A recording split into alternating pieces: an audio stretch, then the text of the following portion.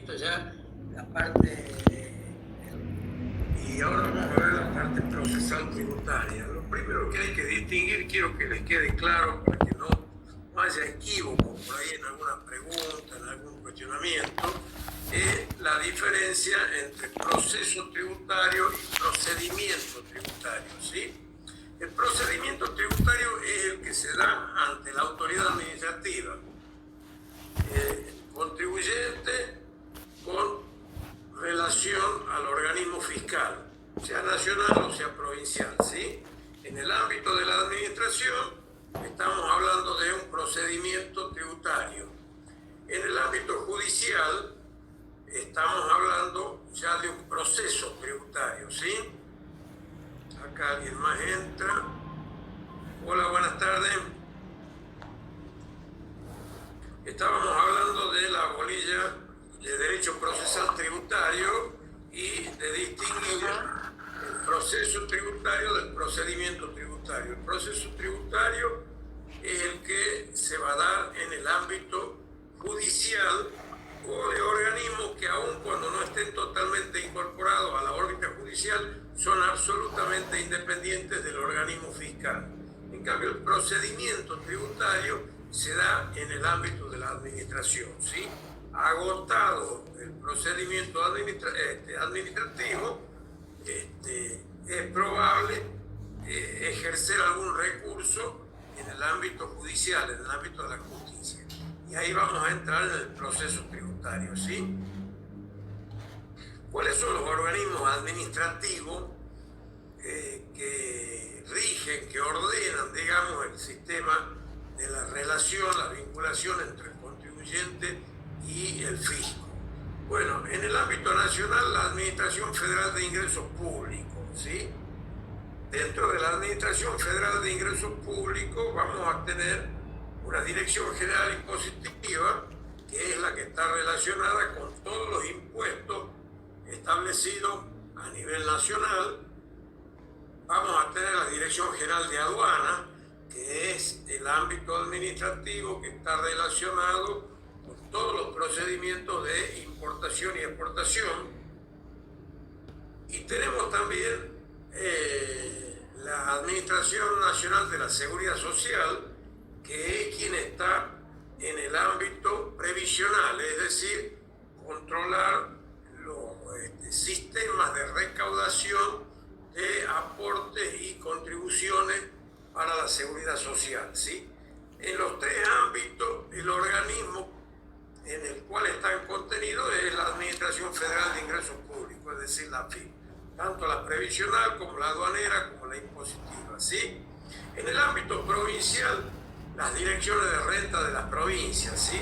Dirección de renta provincial es el ámbito administrativo donde vamos a vincularnos con la administración fiscal para relacionarlos con vista a nuestras obligaciones fiscales.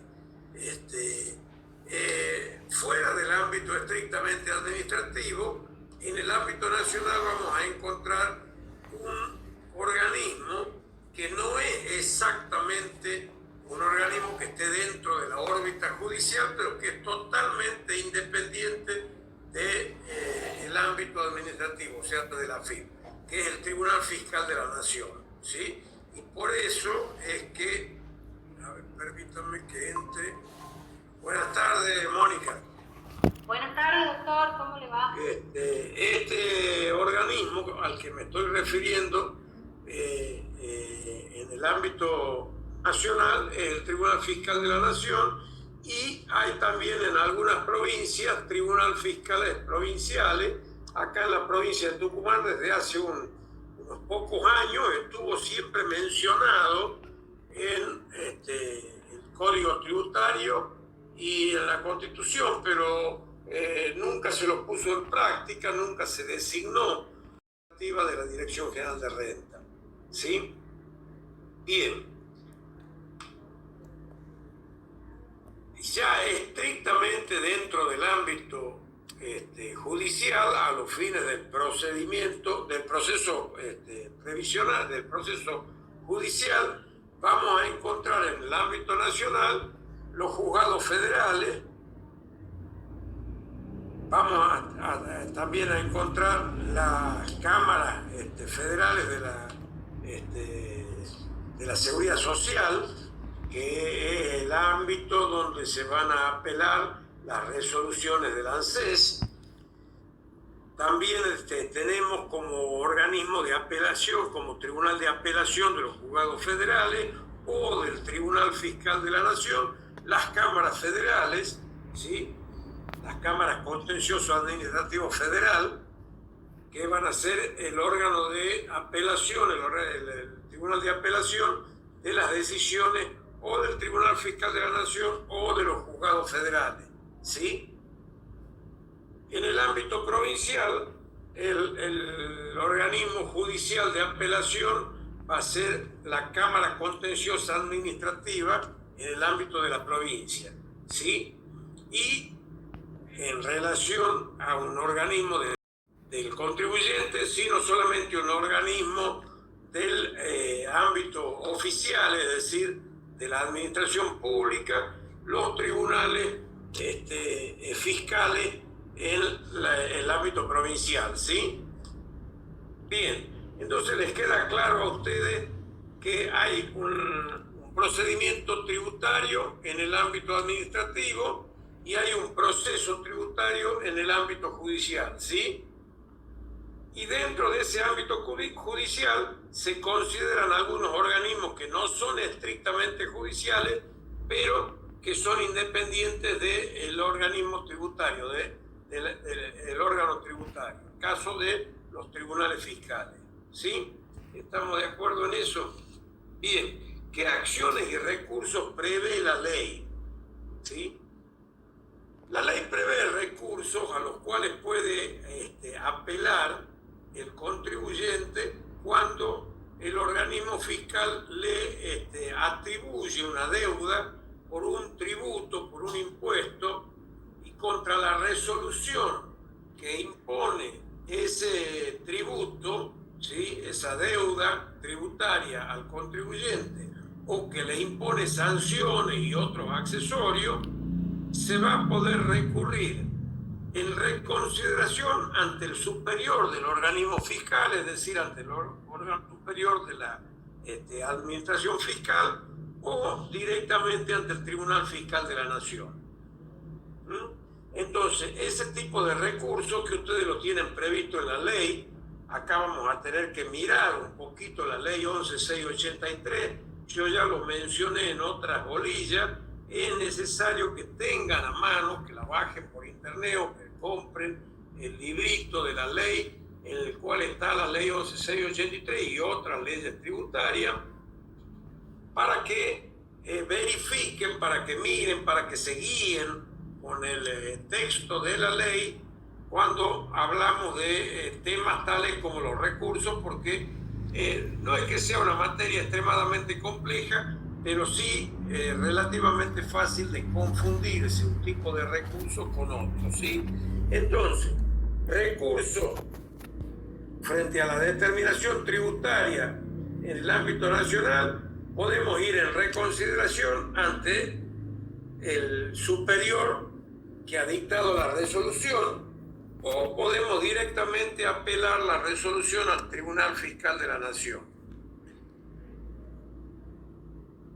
En ambos casos tenemos 15 días, ¿sí?, para apelar la resolución ante el Tribunal Fiscal de la Nación o ante el superior. Si la apelamos ante el Tribunal Fiscal de la Nación, debemos hacerle conocer al fisco, al organismo fiscal, a la AFIP, debemos hacerle conocer que hemos apelado la resolución que estableció impuestos o sus multas y accesorios, ¿sí? Cuando hablamos de accesorios nos referimos a actualizaciones o intereses compensatorios, ¿sí?, o intereses reparatorios, ¿sí?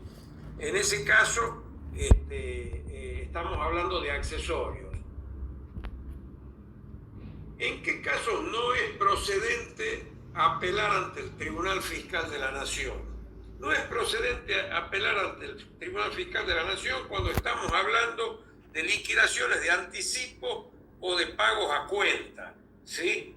A veces en algún tipo de impuesto el contribuyente puede pagar a cuenta una determinada cantidad y un saldo con posterioridad. Cuando hay pagos a cuenta, el debate sobre esos pagos a cuenta no se hace ante el Tribunal Fiscal de la Nación, ¿sí?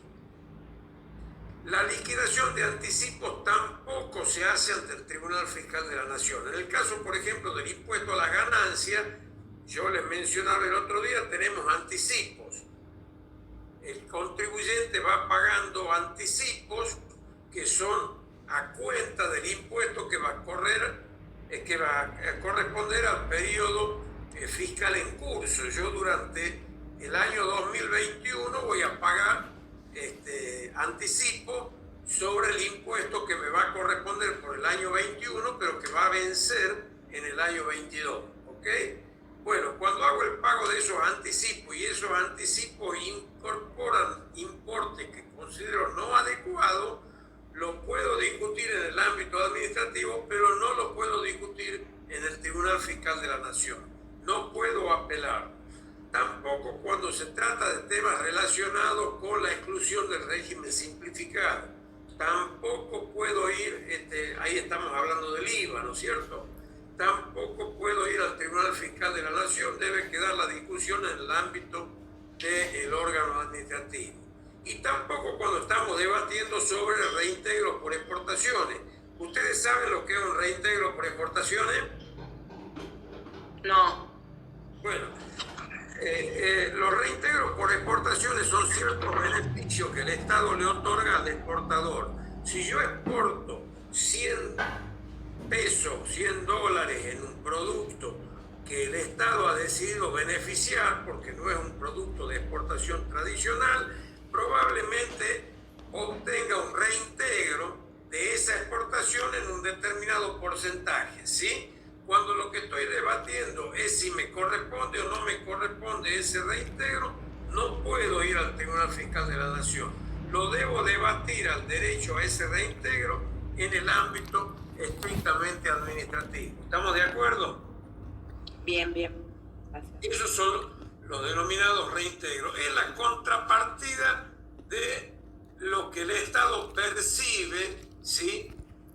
Cuando una exportación no solo no tiene un reintegro, sino que está gravada y el Estado le cobra lo que se denominan derechos de exportación. Por ejemplo, en el caso de la soja. Usted exporta una determinada cantidad de soja y sobre el monto que ha exportado el Estado le cobra derechos, ¿sí? En cambio, si usted exporta, por ejemplo, maquinaria industrial, que es una exportación beneficiada, en general el Estado le devuelve a título de beneficio un determinado monto por reintegro, ¿sí? Entonces reintegro y derecho de importación son dos contrapartidas, ¿sí? En un caso el Estado la cobra, en otro caso el Estado se la da al contribuyente para beneficiar ese tipo de exportaciones. Bien. En los casos de tributo y sus accesorios, nosotros podemos recurrir ante el organismo fiscal. El organismo fiscal lo va a elevar a la jerarquía superior del organismo para que resuelva presuntamente en el término de 30 días. Supuestamente, le digo, no es necesario que se acuerden exactamente los plazos, porque en realidad no se cumplen los plazos en el ámbito administrativo en forma estricta, así que en definitiva se pasan. Los plazos sirven para ver si existe la posibilidad de poner un amparo por mora de la administración, pero no para que su cumplimiento sea absolutamente estricto, ¿sí? Lo cierto es que cuando tengo un recurso de reconsideración, debo esperar que la administración responda a ese recurso. Si no responde en el plazo que tiene previsto la ley, puedo pedirle un pronto despacho.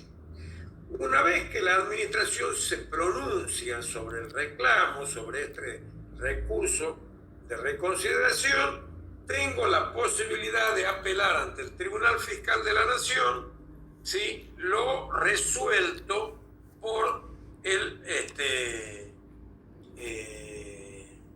organismo administrativo, si es que directamente de la determinación decido apelarla sin ir al órgano administrativo. Si me voy al órgano administrativo, cuando resuelve la administración, puedo recurrir ante el juez federal y luego seguir el curso del juez federal a la Cámara Federal de Apelaciones.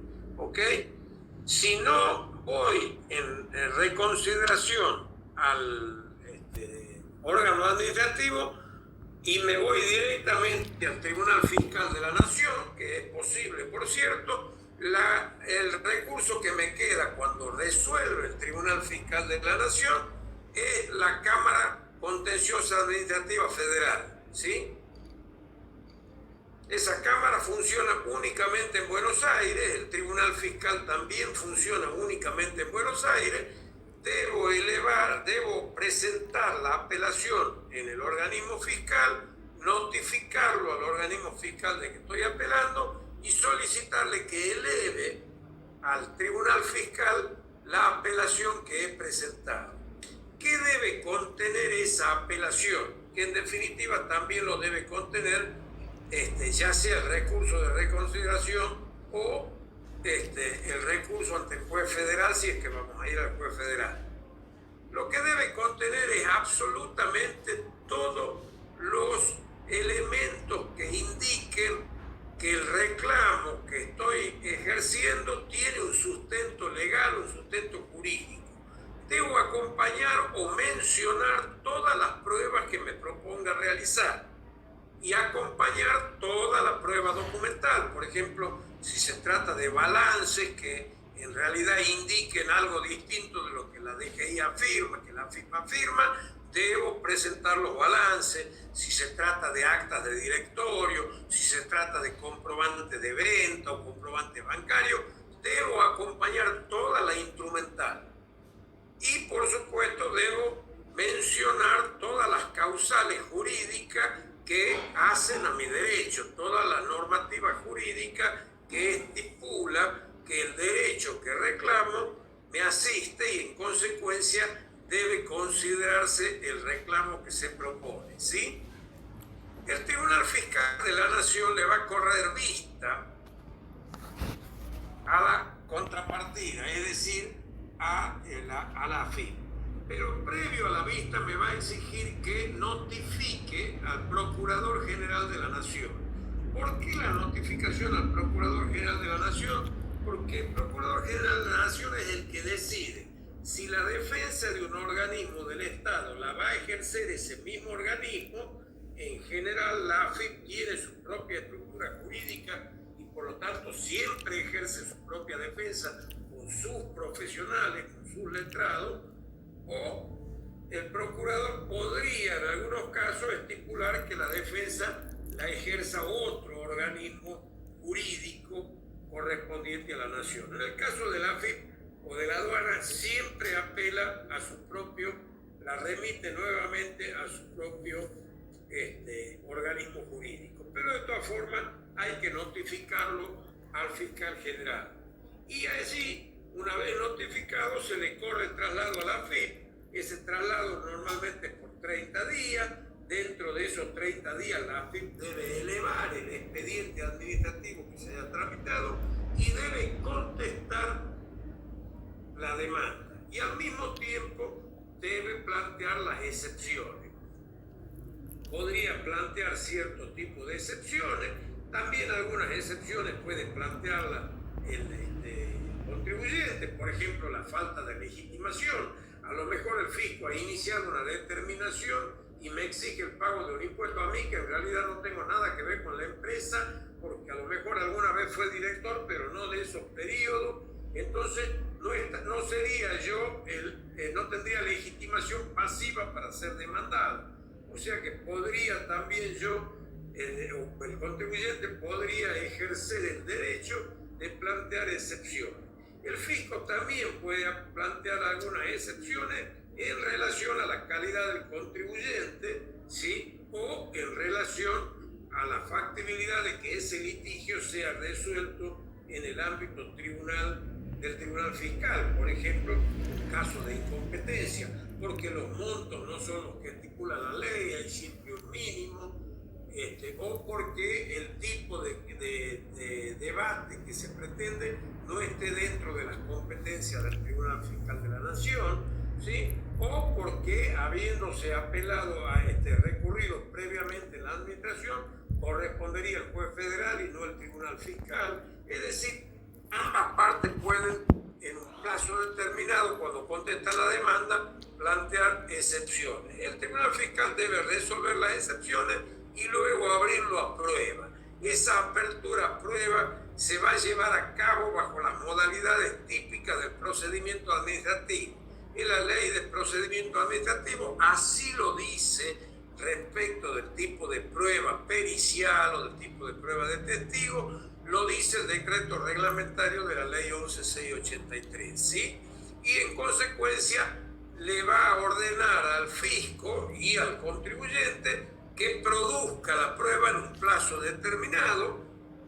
En términos generales el plazo es de 60 días, pero puede ser ampliado, Sí, está levantado. para luego llamar a lo ¿Qué? que se denomina una audiencia. No, es que ahí no está, ¿sí? el agua. En esa audiencia originariamente se hacía en forma presencial y verbal, en forma oral, pero actualmente esa audiencia ha sido sustituida prácticamente por un alegato que se presenta por escrito y luego el Tribunal Fiscal debe resolver, ¿sí? El Tribunal Fiscal va a resolver sobre aquellos asuntos que le fueran planteados. No va a aceptar pruebas que no hayan sido esgrimidas en el ámbito del organismo administrativo. Es decir, todas las pruebas tienen que estar relacionadas con lo que se ha cuestionado dentro del ámbito de la administración. No va a poder declarar inconstitucionalidades, salvo que sobre ese tema ya la Corte Suprema de Justicia de la Nación haya declarado ese artículo o esa ley inconstitucional. Si no, simplemente puede declarar que no es aplicable, pero no la declaración estricta de inconstitucionalidad, ¿sí? No es un organismo facultado, como cualquier otro órgano judicial, a declarar inconstitucionalidades, ¿sí? Bien, en algunos casos los recursos tienen plazos más breves, por ejemplo en el caso de la multa y clausura. En el caso de la multa y clausura se apela administrativamente dentro de los 5 días, ya no son 15, sino son 5 días, ¿sí? Y si hay una denegatoria por parte del organismo administrativo, se va directamente al juzgado federal, ¿sí? Al juzgado federal se puede apelar a la justicia federal dentro de los 3 días de la resolución del organismo administrativo, ¿sí? La apelación, si ustedes leen la ley, van a ver que en el caso de la multa y clausura, la apelación tenía un carácter meramente devolutivo. Luego la Corte Suprema de Justicia de la Nación declaró inconstitucional ese carácter declarativo y por lo tanto a partir de allí el organismo fiscal no procede a clausurar hasta que no haya una resolución firme en la justicia o queda firme la resolución de la administración, ¿sí? Lo cierto es que dentro de los 3 días recurrimos al juez federal y eventualmente la resolución del juez federal luego podemos recurrirla a la Cámara Federal de Apelaciones, ¿sí? Si no se la recurre, obviamente va a quedar firme y el organismo fiscal va a tomar la decisión de la fecha de clausura y de la ejecución del monto de la multa que corresponde si es que se hubiera establecido una multa. ¿Estamos de acuerdo? En otros casos, por ejemplo, como la demanda de repetición, hay 2 situaciones que normalmente suelen presentarse. Una de las situaciones que suele presentarse es que el contribuyente ha pagado de más. Ustedes entienden lo que es la repetición de tributos, ¿sí? ¿Hay alguien que no lo tiene presente? Es Yo cuando sí el contribuyente ha pagado de más o lo han obligado a pagar una suma que considera que no debe y quiere recuperarla por vía administrativa y eventualmente por vía judicial. Supongamos que yo considero que no soy un contribuyente del impuesto a la ganancia, pero el fisco me cobra ganancia y en consecuencia yo después voy a intentar recuperar ese dinero y eventualmente con los intereses, ¿no es cierto?, desde el momento en que presente la demanda de recupero. Hay dos situaciones hipotéticas. Supongamos que yo debía pagar 10, pero por error, computando algunos rubros que no debía haber computado, en vez de pagar 10, pago 20. Es decir, el pago ha sido por mi propia voluntad. En ese caso, la recuperación del dinero que pagué de más requiere un procedimiento administrativo previo. Como lo pagué por mi voluntad, no me lo exigió el fisco, debo hacer el procedimiento administrativo para que el fisco atienda ese procedimiento y eventualmente resuelva devolverme el dinero o no, si es que considera que estaba bien pagado lo que yo he pagado o que no he cumplido con algún tipo de requisito, ¿sí? Otra de las alternativas es que yo haya pagado a requerimiento del fisco. Me hacen una determinación, el fisco me investiga, resuelve que el contribuyente está adeudando una X cantidad de dinero, pagó 10 pero debió pagar 20 y entonces le emite una boleta de deuda por 20. Para no tener yo el conflicto de la ejecución fiscal, pago los adicionales que el fisco ha considerado, pero reclamo la devolución de ese dinero, ¿sí? Reclamo la repetición del dinero que el fisco me obligó a pagar. ¿Y cómo reclamo esa repetición? La voy a reclamar administrativamente o ante el Tribunal Fiscal de la Nación, ¿sí? Si yo he pagado a requerimiento del fisco, ya no es necesario que haga el trámite administrativo. Puedo ir directamente al Tribunal Fiscal de la Nación, ¿sí?, y obtener allí un resultado favorable o continuar con una hipótesis, digamos, de apelación ante la Cámara Federal de en los contenciosos administrativos federal y allí procederá, digamos, a analizarse la situación de la repetición. También se puede interponer demanda contra el Fisco Nacional ante el juez federal si es que el monto supera cierto monto, ¿sí?, contra resoluciones en materia de repetición y su reconsideración. Es decir, si he hecho el trámite administrativo, el recurso administrativo para repetir, voy a ir en apelación frente a la denegatoria del fisco, voy a ir al juez federal para ejercer el derecho al reclamo, ¿sí?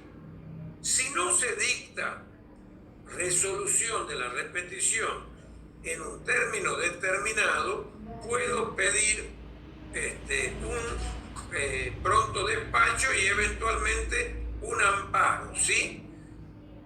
Si la administración no lo resuelve al recurso en 20 días o si el Tribunal Fiscal de la Nación no lo resuelve en el término de 3 meses.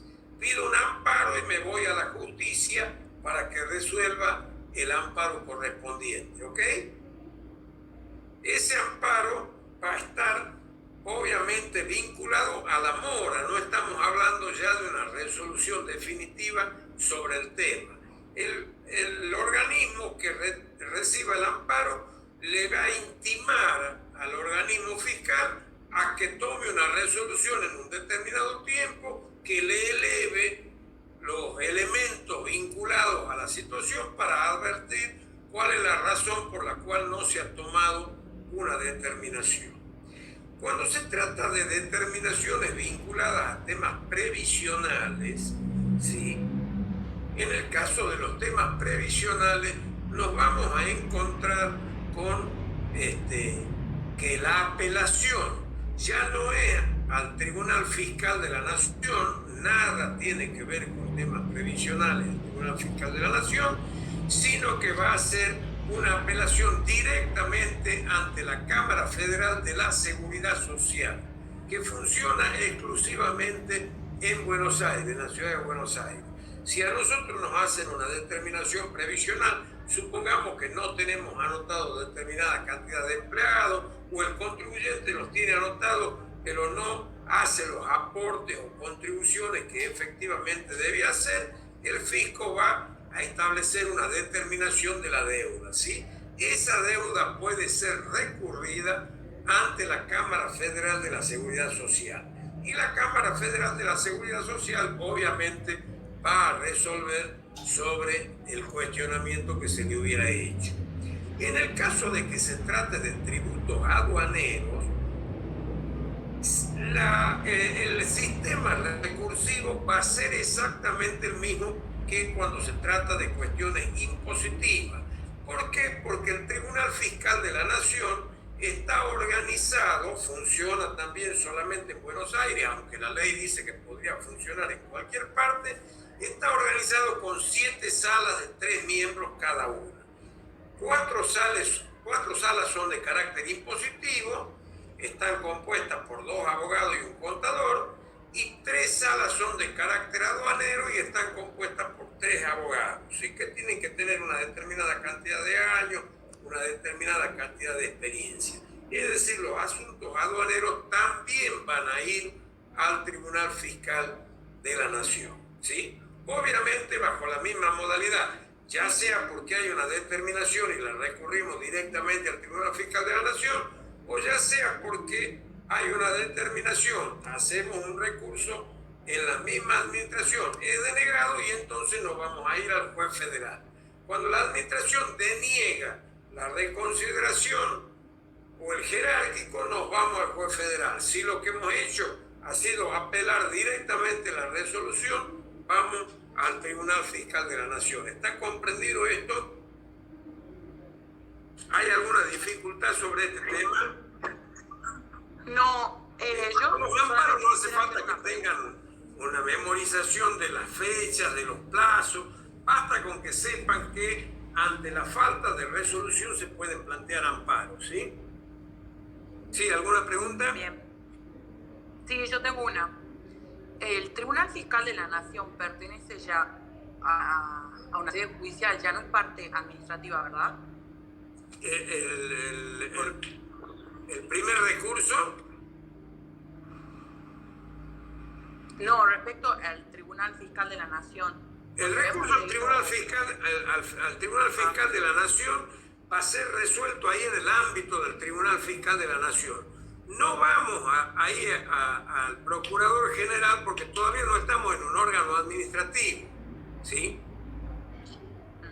Perdón, todavía no estamos ante un órgano jurisdiccional, quise decir, disculpen. Cuando apelemos la resolución del Tribunal Fiscal, vamos a la Cámara Federal o cuando estemos frente a la Justicia Federal, vamos a tener que ejercer esa obligación de notificar a la Procuración General de la Nación. Es un organismo que queda en Buenos Aires, hoy en día se lo puede notificar en forma virtual, porque en eso han cambiado. Antes no, la notificación tenía que ser directa y tenía que expedirse el Procurador General diciendo que delegaba en el propio organismo la defensa o no. Y bueno, ahí estaba planteada, digamos, la situación. En general, en temas aduaneros o fiscales, siempre la defensa la ejercen los propios organismos jurídicos de los organismos, ¿sí? Puede no ocurrir en otro ámbito, ¿sí? Bien, entonces el Tribunal Fiscal es sede administrativa, porque está separado. No, bueno, es administrativo, pero en realidad se le da un carácter judicial. Tiene las mismas facultades que los jueces federales, que los camaristas federales, tienen hasta el mismo salario y también tienen la perpetuidad en el cargo mientras dure su buena conducta. Lo que no tienen es un carácter de organismo del Poder Judicial, no son un organismo del Poder Judicial, pero son absolutamente independientes del organismo fiscal, de la AFIP. ¿Me entienden? Eso le quería preguntar, si hay independencia, digamos. Independencia. El Tribunal Fiscal de la Nación tiene total independencia del organismo fiscal. ¿Sí? Claro, Y en claro, principio porque... también el Tribunal Fiscal de la provincia, ¿no es cierto?, con relación a la Claro. Dirección General de Renta. ¿Sí? Claro, Tiene independencia, o sea, pero tiene no está independencia. dentro de la órbita del Poder Judicial. Bien, solamente, digamos, o sea, en suma sería un sede administrativo con caracteres judiciales, pero obviamente porque estamos hablando, digamos, de materia tributaria. Claro, claro, tributaria Por o eso materia tiene que ser de impositiva o aduanera, cualquiera de las dos, dentro de no previsional, porque ahí vamos directamente a la Cámara Federal de la Seguridad Social, ¿sí? Bien, muchas gracias, doctor. Y otra cosa que me quedaba duda, o sea, me estaba quedando la duda, pensaba en el hecho que usted estaba recién comentando, en el caso de que el contribuyente pague de más, ya sea porque ha sido intimado o por error, cuando reclama eso, ¿en dónde se le habilita el pago? ¿Y quién paga, por ejemplo, el costo que es para el contribuyente, por ejemplo? ¿Quién hace la devolución, dice usted? Claro, ¿en dónde se, no sé, en la cuenta?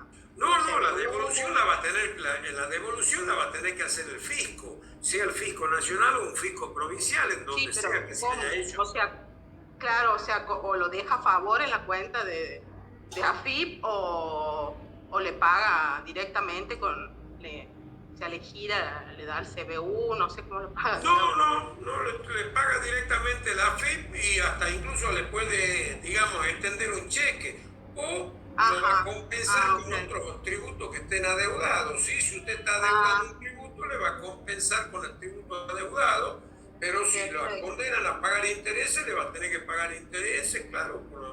Ahora, en el caso de que el recurso.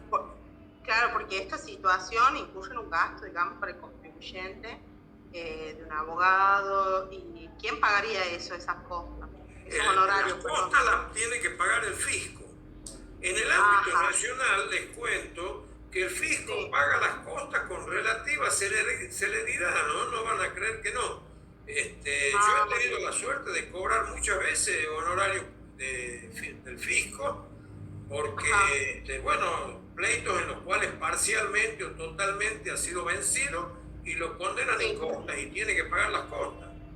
Bueno, sí, perfecto. Le hacen hacer un trámite administrativo, una cosa así, pero le pagan las costas. Pero le pagan. Bueno, de 10, porque si no incurriría, digamos, un gasto extra también para el contribuyente, por el solo hecho, digamos, del principio que debe pagar y después reclamar, entonces. Claro, no, sí. Acá en el ámbito provincial, por ejemplo, es un poco más difícil, mejor dicho, más dilatado el periodo, porque le exigen que usted haga el procedimiento administrativo y lo ponen para el presupuesto del año siguiente. Entonces, cuando tiene que cobrar el presupuesto del año, cuando usted tiene que cobrar, va a cobrar con el presupuesto del año siguiente, o sea, va a cobrar al año siguiente en el que terminó el periodo administrativo. Yo, por ejemplo, el año pasado he cobrado honorarios interesantes de la Dirección General de Renta relacionados precisamente con temas tributarios, pero he hecho todo el procedimiento administrativo. Cuando uno termina de hacerlo en la Casa de Gobierno, en Fiscalía lo anota para el presupuesto del año siguiente. Entonces usted ingresa en el presupuesto y al año siguiente, cuando le toca, si está anotado entre los primeros, bueno, va a cobrar relativamente rápido. Está anotado entre los últimos, le van a pagar en diciembre. Por ahí el fisco, usted sabe, se puede atrasar un poco más o menos, pero el procedimiento existe y se cobra. Perfecto. Esa es mi gran intriga. ¿Sí? ¿Sería como una repetición tributaria en rentas lo que usted hizo? Sí. Se puede hacer, claro. Si usted ha pagado de más o le están cobrando algo que no corresponde que le cobren, usted la puede hacer. Mire, en este caso hay muchos casos en el tema de renta de gente que está pagando de más porque o sumas que no debe por el tema del procedimiento de recaudación o por la declaración de los procesos en los cuales son algunos declarados agentes de retención o agentes de percepción. Si usted mañana le depositan en una cuenta bancaria una suma, el banco le va a tomar para renta un 5%, y usted a lo mejor no tiene nada que ver con renta, ni esa suma tiene nada que ver, usted no tiene ninguna actividad grabada. Bueno, renta le va a quedar debiendo esa plata, mamita querida, el pleito que va a tener para lograr que le devuelvan, ¿no? Porque por lo menos a nivel provincial, las provincias son muy reacias a devolver, a pesar de que sea manifiesto el hecho de que estén debiendo la plata, que hayan cobrado en forma equívoca, ¿no? Claro, por eso, digamos. Se apropia del dinero y después no quiere devolverlo, y con cualquier pretexto dilata los procedimientos, pero bueno, hay que llegar hasta la justicia. Yo tengo actualmente un asunto en la justicia de una repetición de impuestos que no la hemos logrado ni en el ámbito administrativo de la Dirección de Renta, ni en el Tribunal Fiscal de la provincia, y ahora estamos en la Cámara Contenciosa Administrativa tratando de lograrlo. Y en ninguno de los ámbitos, Renta dijo que no había saldo a favor del cliente, del contribuyente. Lo que dice es que se presentó el formulario X24 y en realidad correspondía pedirlo con el formulario X25. Y en consecuencia, por un tema formal, lo deniega. Pero bueno, eso es para demorarlo, por supuesto, porque totalmente trata de demorar lo más posible, ya sea porque no tiene dinero, o bueno, serán las instrucciones que reciben, ¿no? Claro. Esta es la situación real. Pero bien, lo cierto es que ese procedimiento, como le digo, ustedes de lo que no tienen que olvidarse es que los ámbitos en los cuales se pueden debatir estas cosas, ¿sí? Y en términos generales, existe la posibilidad frente a una determinación de recurrirlo en el mismo organismo fiscal o directamente al Tribunal Fiscal, ¿sí? Si ustedes van directamente al Tribunal Fiscal, después siguen por la Cámara Federal de Apelaciones. En cambio, si ustedes hacen el ámbito administrativo primero en la propia FIP, van a ir después al juez federal y a la Cámara Federal en el ámbito provincial. ¿Está entendido eso? Eso es muy claro.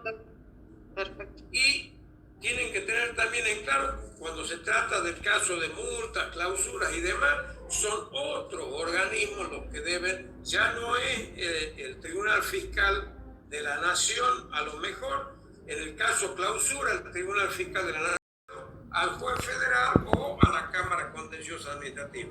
No hay otra situación en que ustedes pueden resolver el tema de la multa y clausura. Y bueno, dentro de la multa y clausura también está, por supuesto, el secuestro de mercaderías, el decomiso, que inclusive tiene un plazo para obtener el cobro de ese monto que se le ha acordado, ¿sí?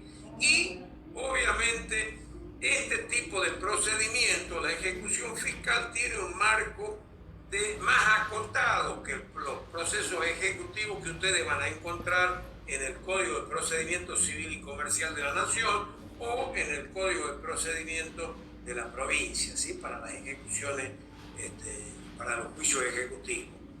Las excepciones, por ejemplo, que se pueden plantear son solamente pago total o espera documentada, ¿sí? Puedo mostrar que ya he pagado, por ejemplo, en el curso que han iniciado el procedimiento, ha salido una moratoria, yo me presenté en la moratoria y pagué totalmente. Bueno, voy a tener que pagar las costas, pero si presento adecuadamente que el monto ya lo he pagado, esa excepción va a correr, ¿sí? Puede ser una espera documentada si es que se ha generado en un determinado ámbito un proceso de espera, como puede ocurrir cuando a una determinada región le conceden una espera por un tema de sequía, de inundaciones, de alguna situación. Bueno, a lo mejor le conceden un plazo especial para el pago de un determinado tributo, como puede haber sido ahora por la pandemia, por ejemplo.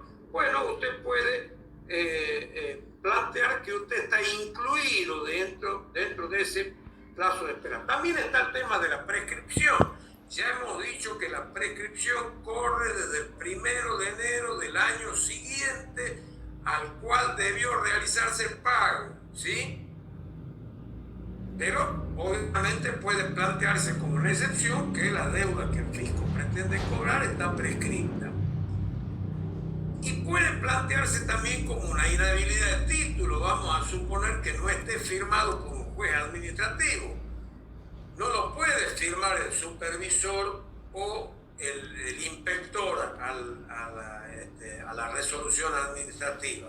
Tiene que tratarse de un juez administrativo, ¿sí? Y debe contener un dictamen jurídico si es que el juez administrativo no es abogado. Debe contener, es decir, el juez administrativo pide un dictamen jurídico de la repartición y lo incorpora a su resolución, ¿sí? Hay un punto que es importante que conozcan. El juicio de ejecución fiscal tiene la particularidad de que prácticamente todo el desarrollo del juicio corre por cuenta del abogado del fisco.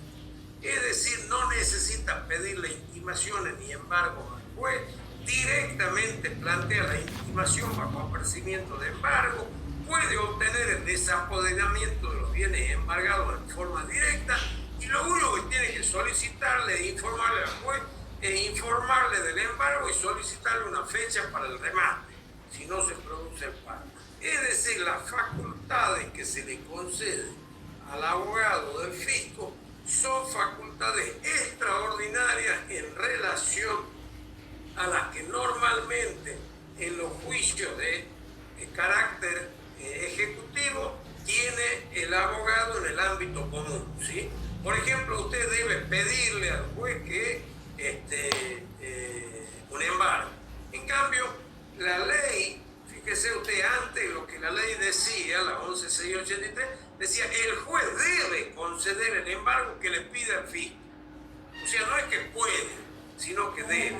Y hoy en día ya ni siquiera el abogado del fisco necesita recurrir al juez para lograr el embargo. Directamente hace el oficio y lo comunica sobre el embargo de bienes, se lo comunica a los bancos y le comunica después al juez que ha decidido embargar porque han transcurrido los 5 días y no se ha hecho efectivo el pago, ¿sí?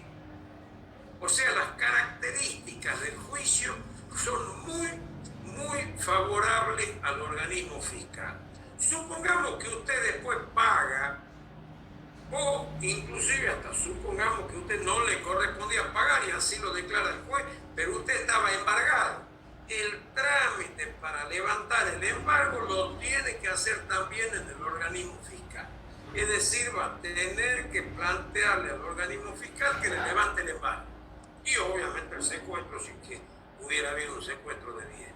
Fíjense hasta qué punto el organismo fiscal tiene facultades que no prevé la ley para un juicio de orden común, ¿sí? Bien, ¿alguna duda con respecto a los temas procesales? Yo les pediría que mínimamente le peguen una leída a los recursos para que se recuerden los recursos, en qué casos va a un lado y en qué casos va al otro. No hace falta que memoricen exactamente los plazos. Por otra parte, los plazos para presentar recursos son de 15 días, 5 días o 3 días, no hay otro. O sea que eso ustedes fácilmente lo van a captar, no van a tener problemas, ¿sí? ¿Estamos de acuerdo? Bien. Quisiera, aunque más no sea, que veamos un comienzo, un poquitito, si es que ustedes tienen tiempo, de la bolilla de Derecho Penal Tributario, que como es larga y la vamos a ver la semana siguiente, yo lo que quiero anticiparles de la bolilla de Derecho Penal Tributario es la bolilla 12 del programa, ¿sí? Bueno, ya sabemos que hay siempre un debate doctrinario acerca si el derecho penal tributario está incluido dentro del derecho tributario o está incluido dentro del derecho penal. O si se trata, como en alguna medida dice la Corte, de un derecho penal contravencional, ¿sí? Es bastante azaroso inclinarse por una hipótesis o por la otra, es bastante traído de los pelos. En mi opinión, obviamente el derecho tributario penal requiere un cierto tipo de normativa y legislación especial o procedimiento especial. ¿Por qué? Porque no se trata de una violencia o de un daño a un sujeto en particular, sino se trata de una acción antisocial. Cuando yo no pago un impuesto, en alguna medida estoy violentando el derecho de la sociedad en general y obviamente impidiendo que el Estado, que el gobierno use ese dinero para los fines para los cuales supuestamente el Estado ha sido nominado, ¿sí? En realidad no hay un ofensor, digamos, y un ofendido, sino que la ofensa es a la sociedad en general. Ese sería un aspecto. Pero hay además otro aspecto también relacionado con el tema que lo diferencia muchísimo, por lo menos en la mayor parte de los casos, de las tipificaciones del derecho penal común. Fíjense ustedes que cuando hablamos de derecho penal común, nos estamos refiriendo a la violencia, ¿sí?, que se ejerce sobre un tercero o sobre el patrimonio de un tercero, ¿sí? Cuando yo estafo a una persona, estoy refiriéndome a los bienes de otra persona, ¿no es cierto? Cuando yo le robo el dinero de la caja a un comercio, me estoy refiriendo al derecho de propiedad que esa persona tenía sobre esos bienes. Siempre que veamos delitos de carácter económico en el ámbito penal común, nos estamos refiriendo al patrimonio ajeno, ¿sí? Es decir, estoy metiendo la mano en la lata, como se dice, ¿sí? Pero en una lata ajena, que no es la lata mía. En consecuencia, esa particularidad está presente en la mayor parte de los casos del derecho penal común. En el caso del derecho tributario, la mayor parte de las veces estamos debatiendo sobre mi propio patrimonio. El contribuyente ejerce una actividad económica, en base a esa actividad económica genera un patrimonio y por las razones que fuera, ya veremos si son dolosas o culposas, se niega a entregar parte de ese patrimonio al fisco.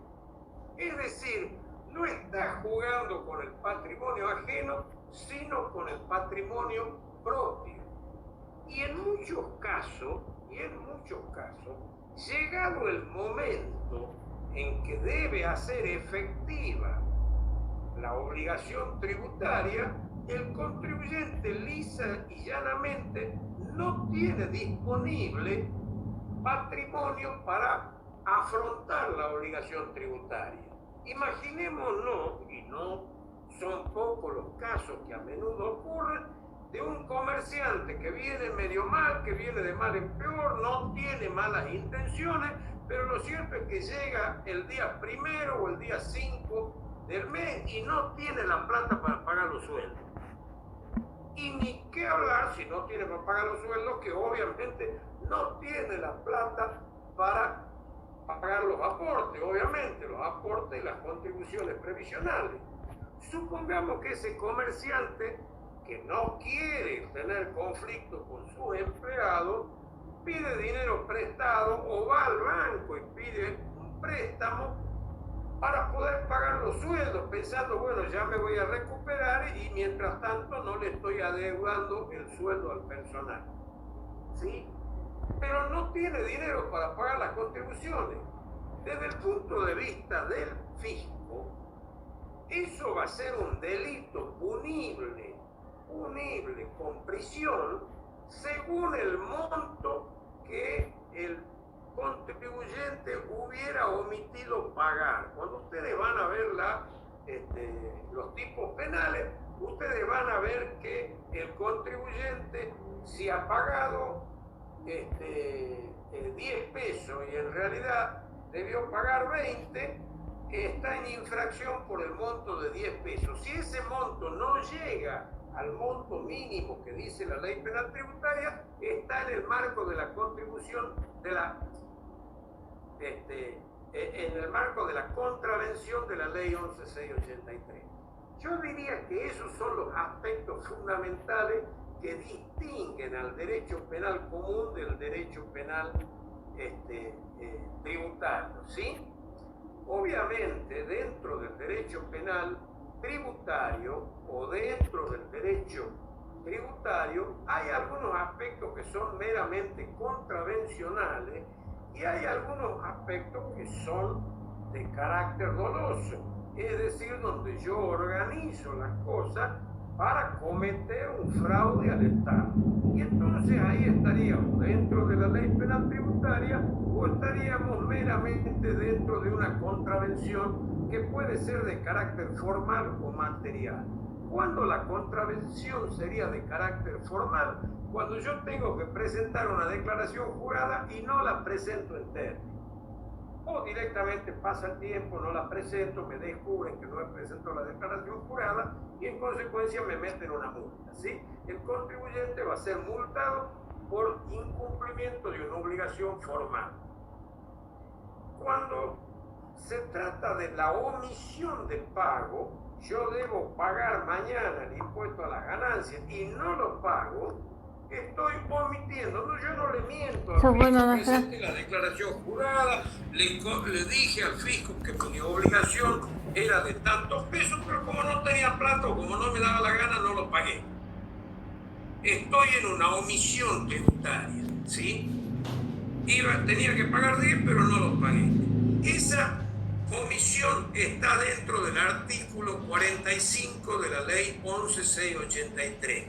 Es una omisión sustancial y va a ser penalizada con el 50% al 100% del impuesto que debía haber pagado, ¿sí? Cuando en realidad yo voy hacia una infracción de carácter doloso, es cuando hay una manifiesta ocasión de no pagar el tributo, pero al mismo tiempo genero un ardid, una confesión, una confusión, una mentira, ¿no es cierto? Modifico papeles, hago todo un mecanismo para supuestamente confundir al fisco respecto de lo que sería realmente la deuda tributaria. Si ese ardid supera dicho monto, ¿sí? Omite un monto mayor que el que dice la ley o el que dice la ley, estoy dentro de la ley penal tributaria. Y si no, voy a estar dentro de la defraudación dolosa, que es una contravención que establece el artículo 46 y 47 de la ley 11683. Yo quisiera que ustedes se fijen en la ley 11683, tomen nota, artículo 45, ¿sí? Artículo 46, el artículo 47 que le va a dar los ejemplos de las defraudaciones tributarias, ¿sí? Y vamos a ver luego los tipos penales que vamos a tener en el ámbito de la ley penal tributaria. Otros aspectos que también generan situaciones muy dudosas es el tema relacionado, por ejemplo, con la elusión, ¿sí? ¿Qué significa eludir un impuesto? Eludir un impuesto de alguna manera significa organizar el mecanismo económico, administrativo, para no pagar el impuesto. Es decir, no es hacer trampa. Yo no quiero, supongamos que yo me quiera dedicar, digamos, no sé, a la fábrica de tornillos, por decir cualquier cosa, ¿sí? Yo tengo la opción de hacer una sociedad anónima o puedo hacer una sociedad de hecho con amigos en vez de hacer una sociedad. La sociedad, por las ganancias que tenga, va a tener que pagar el 35% de impuesto a la ganancia. No tiene ninguna posibilidad de quedar eximida en un porcentaje menor, ¿sí? En cambio, si yo lo hago en forma individual, según el monto de la ganancia que yo alcance, voy a pagar el 9%, voy a pagar el 14%, voy a pagar el 20%, y el máximo al que voy a llegar va a ser al 35%. Es decir, tengo la posibilidad de pagar un monto menor. Bueno, es cierto que la magnitud de la empresa por ahí me va a obligar a tomar una decisión u otra, ¿no es cierto? Pero lo cierto es que yo puedo tomar la decisión y de tal manera, cuando tomo esa decisión, yo estoy logrando que la hipótesis impositiva que genere mi actividad económica no esté todavía determinada como si yo hubiera hecho una sociedad anónima, ¿sí? Hay algunos autores que nos dicen la ilusión es una arquitectura legal para sustraer los actos jurídicos gravables de la hipótesis de la imposición. Bueno, Harach, por ejemplo, considera eso, Villegas también considera algo así. Yo personalmente no considero que sea así, pero es una opinión particular. Lo que importa es que ustedes lo entiendan, no hace falta que tengan una opinión sobre el tema.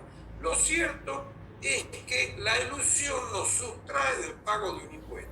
Si el fisco lograra demostrar que esa ilusión, o sea que el no pago de ese impuesto proviene de una acción que no es la que normalmente las leyes establecen para realizar ese tipo de actividad económica, el fisco podrá alegar que en realidad yo estoy evadiendo el impuesto, ¿sí? Y estoy en un marco de una evasión legal.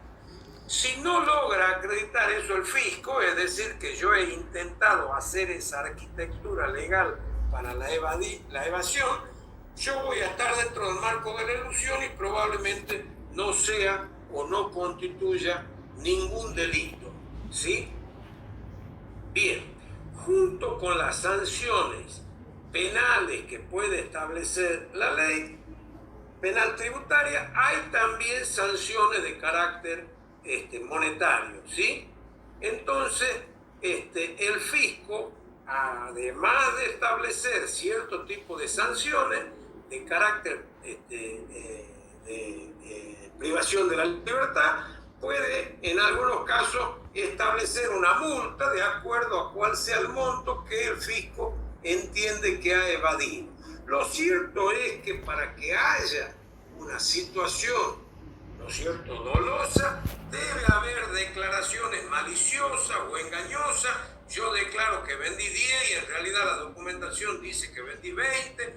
Debe haber dolo, debe haber fraude, debe haber un ardid, ¿sí?, que yo he pergeñado, y en algunos casos también cierto tipo de situaciones se presentan como dolosas por la modalidad en la cual ha sido realizada la evasión. Por ejemplo, cuando hay sociedades interpuestas, cuando hay personas interpuestas, y en algunos casos el agravamiento viene por el monto total que se ha evadido, ¿sí? Lo que vamos a ver mañana, en definitiva, son los tipos penales que establece la ley penal tributaria, ¿sí?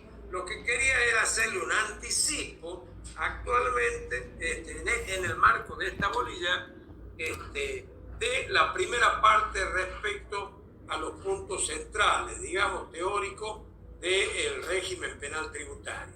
Mañana vamos a ver, si les parece a ustedes, la tipicidad de la ley. Existía antes la ley 23771, luego fue derogada y transformada en la 24779, y actualmente esa ley ha sido modificada y tiene otros montos, otros importes, y se le han agregado algunos tipos penales o se le han agregado determinadas circunstancias a algunos tipos penales que ya existían.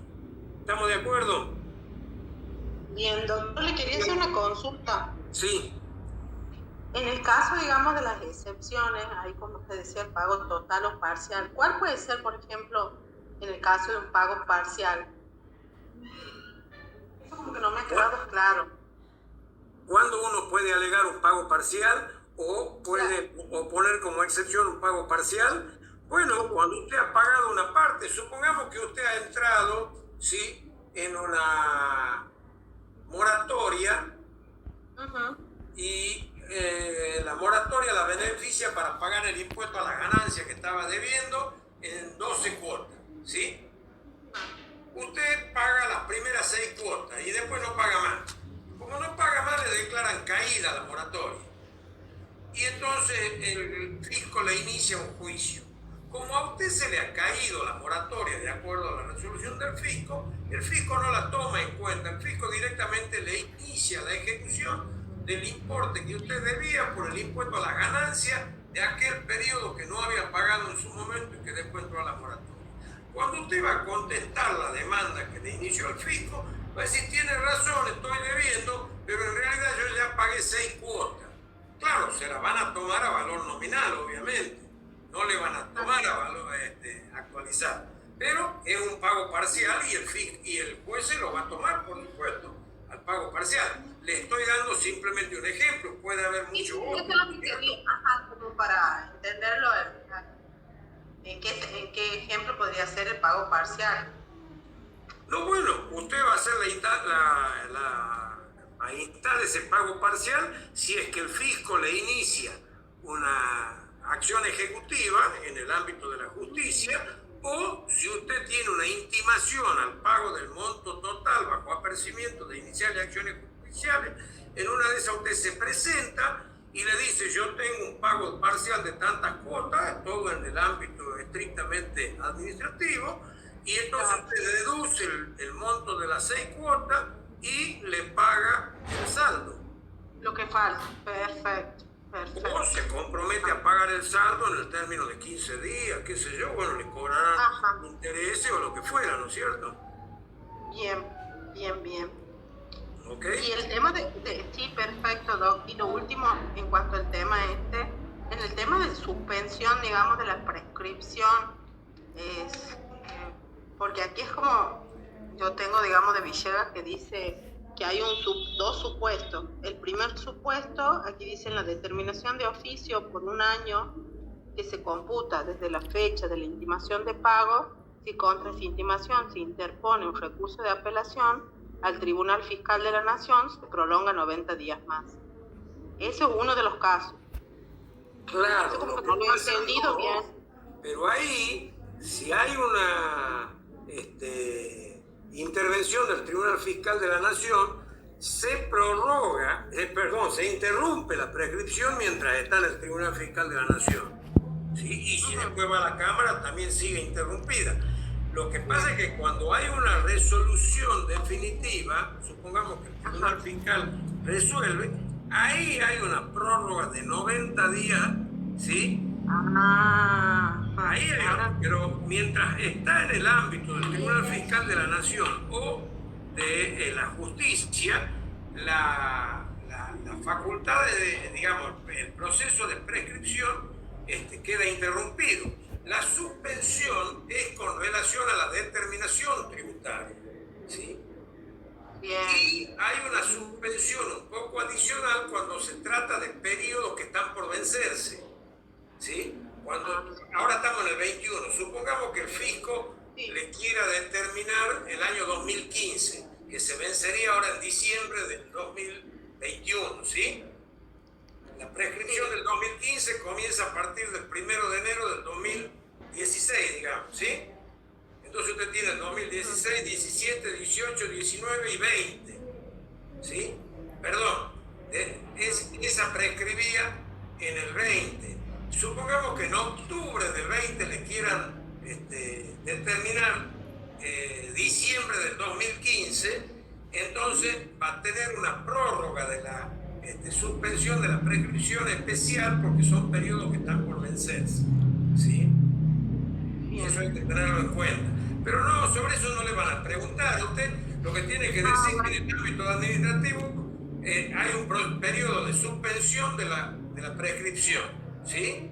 Y en cambio, cuando ya estamos en el ámbito del Tribunal Fiscal de la Nación o de la Justicia, tenemos una interrupción hasta que hay una sentencia definitiva.